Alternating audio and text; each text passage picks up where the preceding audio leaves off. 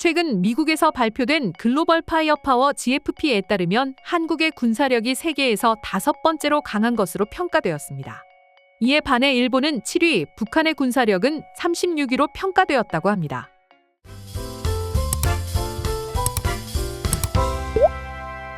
그렇다면 어떻게 한국 군사력 순위가 상승했을까요?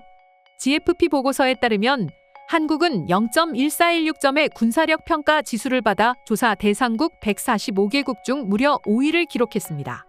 이는 지난해 6위에서 한 단계 상승한 결과라고 할 수 있는데요. 한국의 군사력 순위는 2013년 9위에서 시작해 2014년 7위로 올랐고 2020년부터 지난해까지 6위를 유지하다가 올해 드디어 5위에 도달했습니다. 이러한 상승 배경에는 다양한 요인이 있는데 병력 수와 무기 수량뿐만 아니라 경제력, 전시 동원 가능 인력, 국방 예산 등 60개 이상의 개별 항목 지표를 종합적으로 평가한 결과죠. 한국은 국방 예산 항목에서도 11위를 기록했습니다. 이는 한국의 국방 예산이 군사력 강화에 큰 역할을 하고 있음을 보여주는 지표로서 꾸준한 예산 투입과 첨단 무기 시스템 도입, 병력 훈련 강화 등이 한국의 군사력을 지속적으로 강화하고 있는 요소로 작용되는 중이죠. 반면 북한의 군사력 순위는 지속적으로 하락하고 있는 중입니다. 북한은 지난해 34위에서 올해 36위로 떨어졌습니다. 2019년에는 18위였던 북한이 왜 이렇게 순위가 하락했는지 궁금하실 텐데요. 이는 북한의 경제 상황과 밀접한 관련이 있다고 보여집니다. 경제적 어려움으로 인해 군사력 유지와 발전에 필요한 자원을 충분히 확보하지 못하고 있는 상황입니다. 북한의 군사력 평가 지수는 0.5313으로 한국과 비교하면 상당히 높은 수치입니다. 이는 GFP 지수가 0에 가까울수록 군사력이 강하다는 것을 의미하는데요. 북한의 국방 예산 항목 순위는 현재 58위로 경제적 어려움이 군사력 강화에 직접적인 영향을 미치고 있음을 알 수 있다고 보여집니다. 북한은 자체적으로 군사력을 강화하기 위해 많은 노력을 기울이고 있지만 경제적 어려움과 국제사회의 제재 등으로 인해 어려움을 겪고 있는 중이죠. 세계 군사력 상위 국가는 여러 국가가 있는데 그중 군사력 1위 국가는 미국으로서 평가 지수는 0.0699입니다. 미국은 전 세계에서 가장 강력한 군사력을 보유하고 있으며 첨단 기술과 막대한 국방 예산을 통해 이를 유지하고 있습니다. 2위는 러시아로 0.0702, 3위는 중국으로 0.0706, 4위는 인도로 0.1023을 기록했습니다.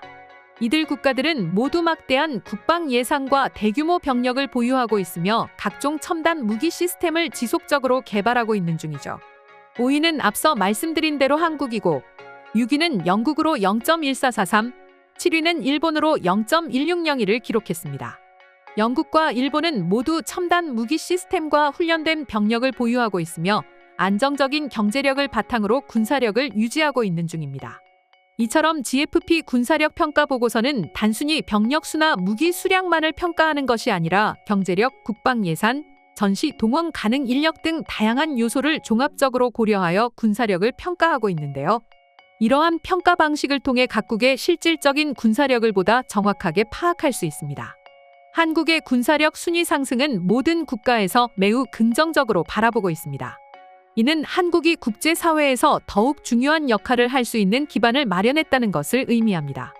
또한 국방 예산의 효율적 운영과 첨단 무기 시스템 도입, 병력 훈련 강화 등이 한국의 군사력 강화에 큰 도움이 되었다는 것을 보여주는 지표이기도 하죠.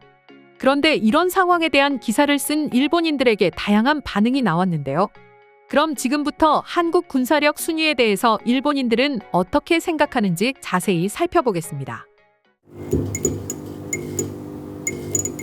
정말이에요? 그거 정말 굉장하네요.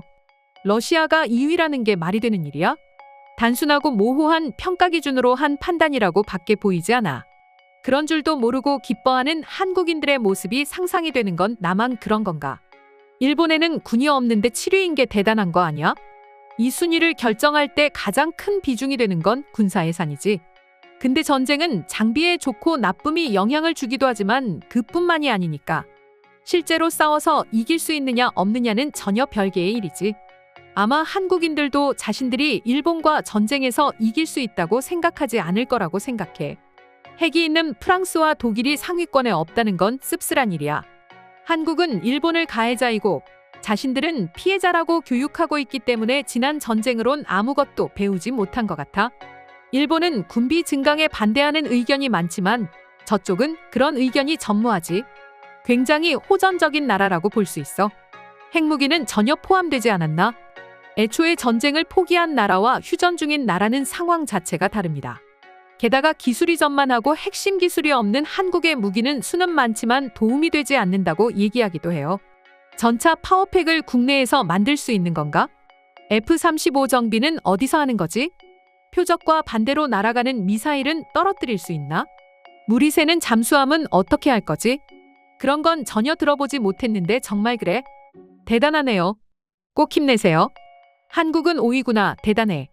그럼 무슨 일이 있어도 일본이 도와줄 필요가 없겠군. 항공모함이나 함선, 전투기가 일본보다 적은데 저 나라는 일본보다 위군요. 한국은 육군에 일본은 해군에 상당히 편중된 배치를 하고 있으니 비교하기 힘든 건 사실이야. 그래도 자위대는 재해 대응 등에 훌륭하죠. 저런 거 여전히 좋아하네. 군사력 랭킹 같은 거 말이야.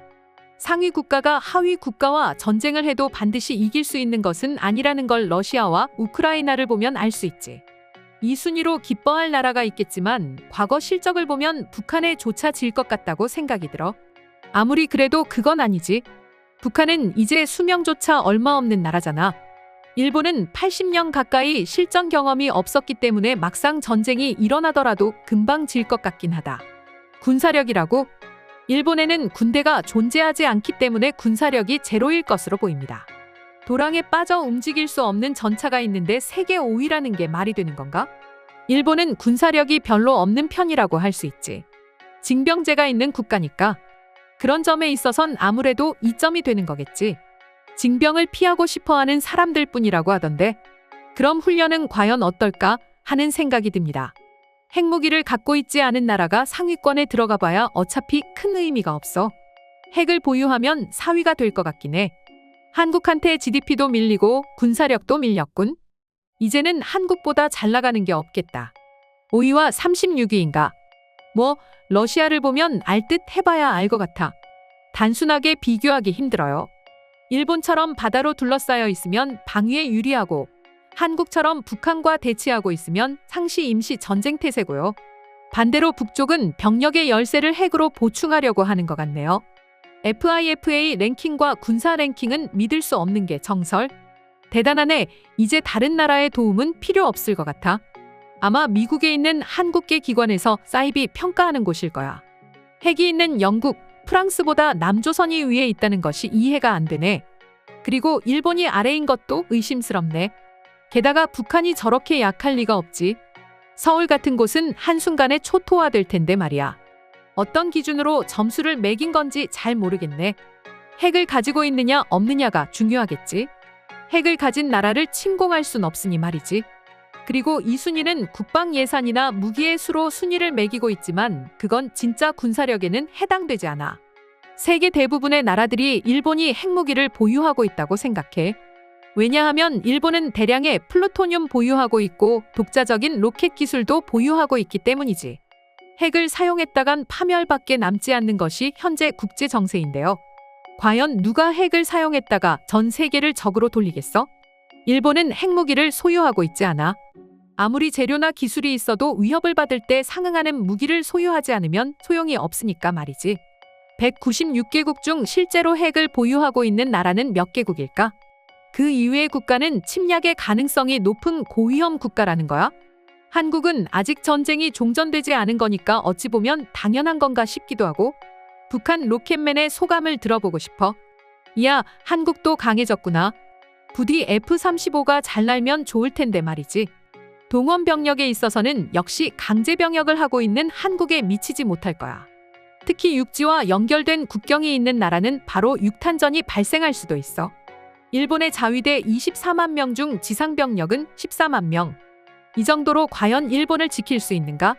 이미 우크라이나 병사의 사망자 수는 약 2만 5천 명에 이른다고 되어 있다. 이는 육상 자위대원의 약 1/6의 수 정도 되겠군. 일본은 어디와 육지로 이어지는 거지? 러시아가 2위? 엄청난 손실을 보고 있다고 들었는데 그래도 2위인 게 사실인가? 그보다 왜 일본이 방위비를 높이면 이웃 나라들이 불평하는지 잘 모르겠네. 개인적으로는 이 평가를 그다지 신뢰할 수 없지만 일본은 좌파나 친중파 의원이 너무 많은 것 같다. 비핵 3원칙을 비롯해 법률적으로 군사력을 올리기가 매우 어려운 나라인 것이 가장 문제라고 생각해. 그보다 일본이 7위라는 것이 더 굉장한 거 아니야? 일본은 저거보다 더 아래일 것 같아. 대피처도 없고 개전 능력도 없네. 아마 전쟁이 나면 일주일 만에 종료될 것 같아. 한국 대단하네. 일본보다 상위라니. 그러니 일본이 군사력 강화하더라도 비판할 자격이 없는 것 같아. 조금만 고장나도 고칠 수 없어. 200년 후에는 또 크게 달라지겠지. 핵융합 에너지가 실용화되면 레이저 무기의 레일건이 주체가 될 텐고 화력을 쓰는 무기는 시대에 뒤떨어질 거라고 하니 말이야. 굉장한 일이야. 미 군사력 평가기관의 보증을 받았으니 주한미군도 필요 없어 보여. 북한은 핵탄도미사일, 중거리 미사일 등 다종목 미사일 확보에 착수한 가운데 36이라는 있을 수 없는 평가도 의도가 엿보여. 주한미군이 없어지면 쟤들 더 폭주할 것 같네. 아직은 목줄을 채워줘야 될 것 같아. 일본은 훈련이나 정비 등에선 인적 요소가 강하고 제패 파견 경험에선 세계 톱 클래스가 맞아.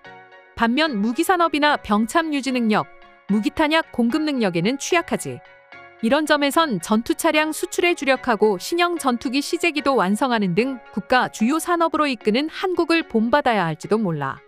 이상으로 한국 군사력 순위에 대한 일본인들의 반응 소개해드렸습니다.